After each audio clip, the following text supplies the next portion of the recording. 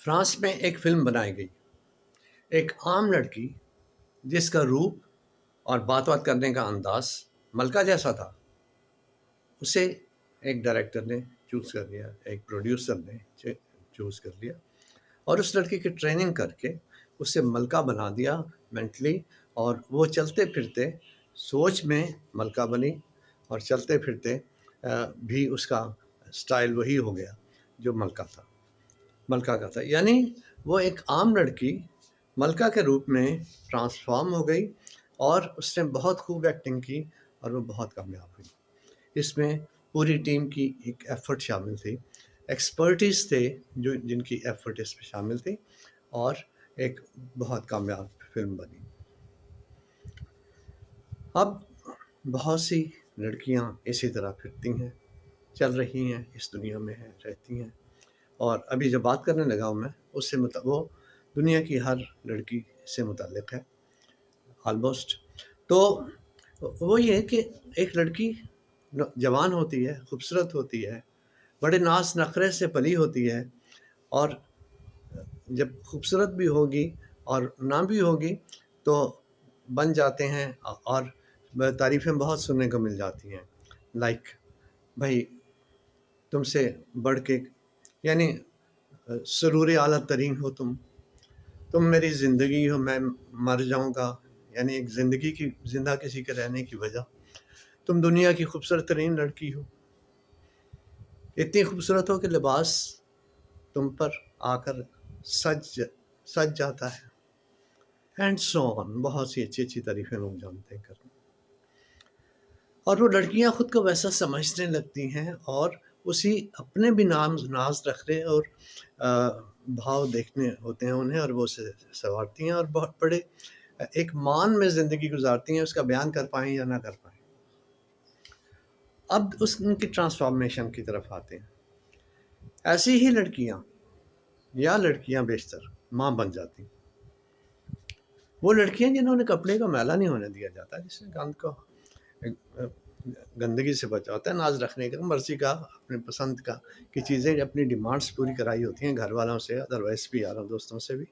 اپنی محفل کمپنیوں سے، بڑے اچھے انہوں نے زندگی گزاری ہوتی ہے۔ لیکن جب ماں بن جاتی ہیں تو ان کی سوچیں، ان کی مجبوریاں، پسند، سیٹسفیکشن، سب کچھ بدل جاتا ہے، ٹرانسفارم ہو جاتی ہیں۔ یعنی وہی لڑکیاں جو میں نے بات کی اس بھاو والی، تو وہ لڑکیاں گندگی کو ہاتھ لگاتی ہیں، پیشاب کو، پوٹی کو، اپنی راتوں کی نیند کو خراب کرتی ہیں، اور ہر وقت ایک بچے کی خیریت کے لیے بے قرار رہتی ہیں، اسے کچھ بھی ہو جائے وہ اس کے لیے تیار ہیں ہر قربانی دینے کے لیے۔ اب دیکھیے یہ ایک رشتہ ڈیولپ ایسا ہو گیا جس میں نہ انہوں نے سوچا کہ بھئی ہمیں یہ کرنا چاہیے، یا بچہ ہمارے لیے یہ کر رہا ہے اور اب ہمیں اس کے جواب میں یہ کرنا ہے، ایسا کچھ نہیں ہے۔ تو وہ ارتقاء جو ہے انسان کا سروائیول جو ہے وہ برقرار رہتا ہے، اور لڑکی جو ہے ویسا کرنے کے لیے، اس عمل میں برابر کی شریک ہونے کے لیے وہ تیار ہے۔ اب بچے بڑے ہو جاتے ہیں، باٹم لائن ہے جو یہ ساری بات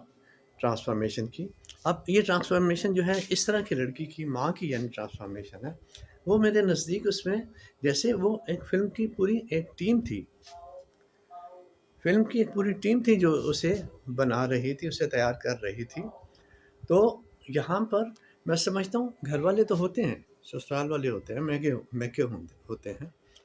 لیکن اس کے ساتھ ساتھ فطرت جو ہے وہ تربیت کرتی ہے۔ فطرت اور نظام جو ہے، بایولوجیکل سسٹم جو ہے وہ تربیت کرتا ہے، اس میں کوئی لاجک نہیں ہے بظاہر دنیا داری کے حوالے سے کہ وہ اتنا سب کچھ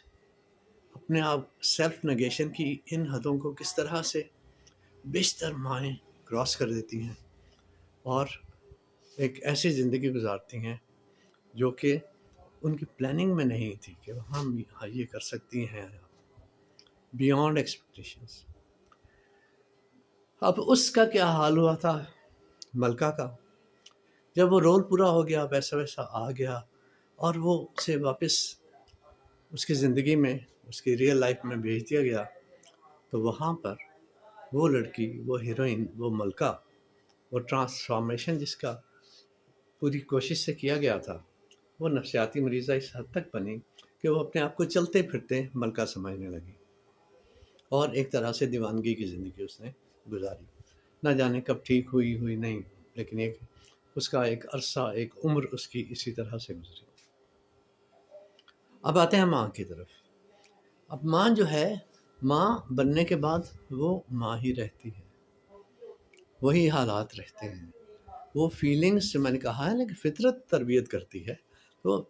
فطرت کی تربیت جو ہے وہ اس کے ساتھ چلتی ہے، اور وہ ایک عادی بھی ہو جاتی ہے، اس کے ساتھ اسے اس زندگی کے ساتھ عشق ہو جاتا ہے۔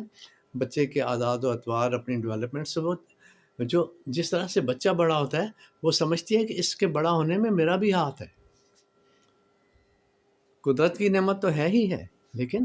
اس میں وہ اپنا ہاتھ بھی سمجھتی ہے، تو ایک عجیب بچے کی سکسیس کے ساتھ اس کی اپنی سکسیس جو ہے وہ اٹیچڈ ہوتی ہے۔ اب بچے بڑے ہو گئے، وہاں پہ ماں کو وہ دنیا داری کے معیاروں پر جانچنے لگتے ہیں، اس کو سمجھنے لگتے ہیں کہ ماں کس قسم کی ماں ہے، اس کا معیار کیا ہے، یہ کتنی پڑھی لکھی ہے، کس طرح سے یہ سوسائٹی کے معیاروں پہ پورا اتر سکتی ہے، ہم اس کی کس حد تک قدر کر سکتے ہیں، کرنی چاہیے، تو وہ پیمانے ڈھونڈنے لگتے ہیں۔ یہ نہیں، یہ ظلم ہے، یہ زیادتی ہے۔ ماں کی عزت کے لیے، ماں کی قدر کرنے کے لیے اتنی ہی دلیل کافی ہے کہ وہ ماں ہے۔ اس کا ماں ہونا بذات خود ایک عزت کی وجہ ہے۔ غلطیاں ہر کسی میں ہوتی ہیں، بچوں کے معیار پر اب ماں کو نہیں اترنا، نہ بچے ماں کے معیار کو سمجھ سکتے ہیں، نہ اس کو بہرحال اس کے مطلب کیا وجوہات ہیں، کچھ بھی معاملات ہیں، ماں کو ان چھوٹے چھوٹے معیاروں پہ لا کے ریجیکٹ کر کے تو اس رشتے کو کمزور نہیں کرنا چاہیے، اس فیملی یونٹ کو خراب نہیں کرنا چاہیے، بلکہ ماں کی رسپیکٹ کرنے کے لیے اتنا ہی کافی ہے، اس سے پیار کرنے کے لیے اتنا ہی کافی ہے، اس کے لیے قربانیاں دینے کے لیے اس کے بڑھاپے میں اتنا ہی کافی ہے کہ وہ بچوں کی ماں ہے، کہ وہ ماں ہے، یہ کافی ہے اس کے لیے، اس کی عزت کے لیے، اس کے کیئر کے لیے، اور